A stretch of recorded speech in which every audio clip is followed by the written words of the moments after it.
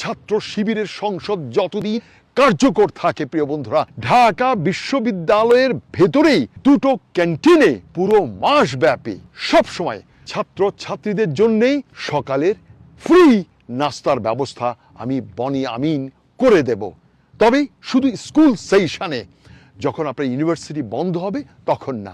অনেকে বলেন যে আপনি প্রবাসে থাকেন, আপনি তো জন্মদেশের, আপনি তো বাংলাদেশের নাগরিকই না, তাহলে আপনি কেন ওদেরকে নিয়ে ভাবেন, কেন আপনার সেখানকার রাজনীতি নিয়ে চিন্তা করেন? কিন্তু বাংলার লোক এটা বোঝে না। এটা আমার জন্মদায়। আমি যে দেশে জন্মগ্রহণ করেছি সেই দেশের প্রতি আমার একটা টান থাকবেই।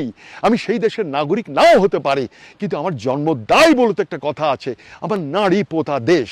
সেজন্যেই আমি বলছি প্রিয় বন্ধুরা, আর মাত্র 3 দিন ডাকসুর নির্বাচনে ছাত্র শিবিরকে এইবার আমি নির্বাচনে জয়ী হতে দেখতে চাই। প্রিয় বন্ধুরা, গত পরশু আমি এই স্ট্যাচু, চেঙ্গিস খান স্ট্যাচুতে এসেছিলাম, একটি ঘোষণা দিয়েছিলাম। সেই ঘোষণাটা ঢাকা বিশ্ববিদ্যালয়ের আসন্ন ছাত্র ইউনিয়ন নির্বাচন বিষয়ে আমি কথা বলেছিলাম।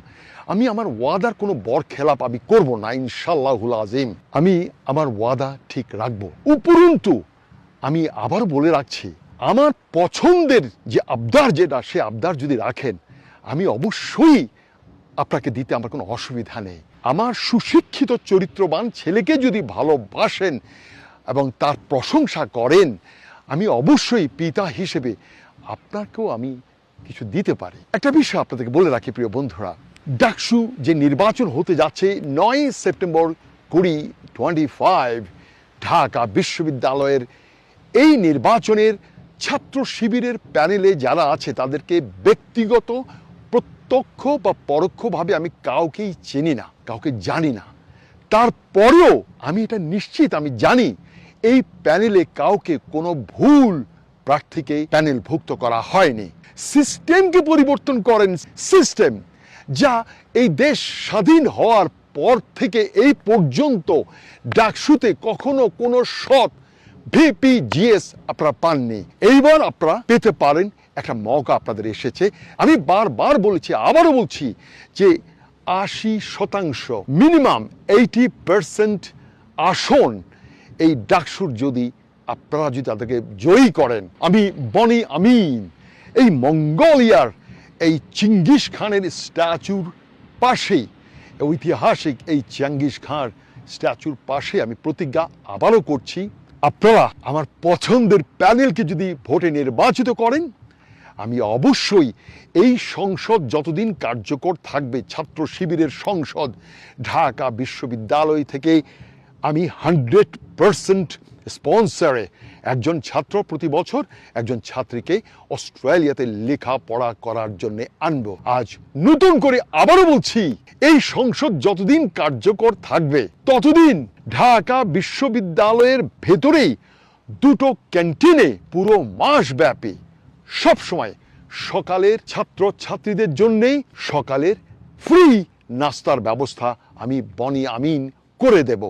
তবে শুধু স্কুল সেশনে, যখন আপনার ইউনিভার্সিটি বন্ধ হবে তখন না, শুধু স্কুল সেশনেই তাদেরকে ফ্রি নাস্তা করার সেই দায়িত্ব খরচও আমি বহন করব।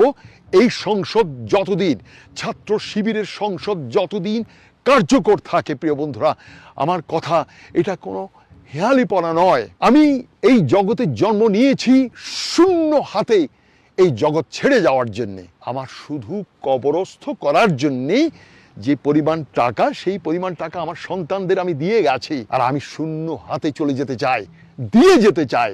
আমি চাইব ছাত্র শিবিরকে ডাকসু নির্বাচনে এবার আপনারা নির্বাচিত করে ঢাকা বিশ্ববিদ্যালয়ের অঙ্গনকে আপনারা পরিবর্তন করুন এবং ছাত্রীদেরকে নিরাপত্তা দিন।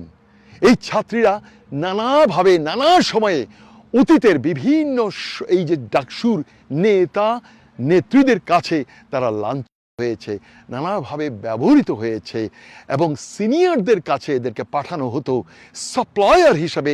এই ডাকসুর অতীতের প্রতিটি সংসদ আমি আবারও বলছি, ডাকসুর 1971-এর পর থেকে ডাকসুর প্রতিটি নেতা তারা তাদের সিনিয়র দলের সিনিয়র নেতাদের কাছেই তারা সাপ্লাইয়ের কাজ করেছে নিজস্ব সুবিধার জন্যে এবং দুর্নীতি করেছে। এটাকে বন্ধ করতে হবে।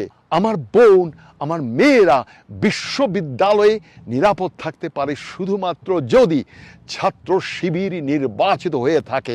আমি তাদের কথা বিবেচনা করেই তাদের আর্তনাদ আমি শুনেছি, আমি দেখেছি। ঢাকা বিশ্ববিদ্যালয় এবং ইডেন গার্লস কলেজের সেই ছাত্রীরা কি নির্মমভাবে ব্যবহৃত হয়েছে ডাকসুতে নির্বাচিত সংসদের প্রতি সংসদের কেউ দাবি করতে পারবে না, ডাকসুর কোনো সংসদ দাবি করতে পারবে না যে তারা সাপ্লাইয়ের কাজ করেনি। তারা সকলেই সাপ্লাইয়ের কাজ করেছে। এই সাপ্লাই বন্ধ করতে হবে, এই সাপ্লাই বন্ধ হতে হবে প্রিয় বন্ধুরা। আর সেই জন্যে আমার বুকের ভেতরে অনেক কষ্ট, অনেক যাতনা। আমার এই ছাত্রী, আমার মেয়ে, আমার বোন, এদের নিরাপত্তার জন্যে এই ছাত্র শিবিরকে নির্বাচিত করুন। 80%, just 80% ভিপি, জিএস, এজিএস সহ।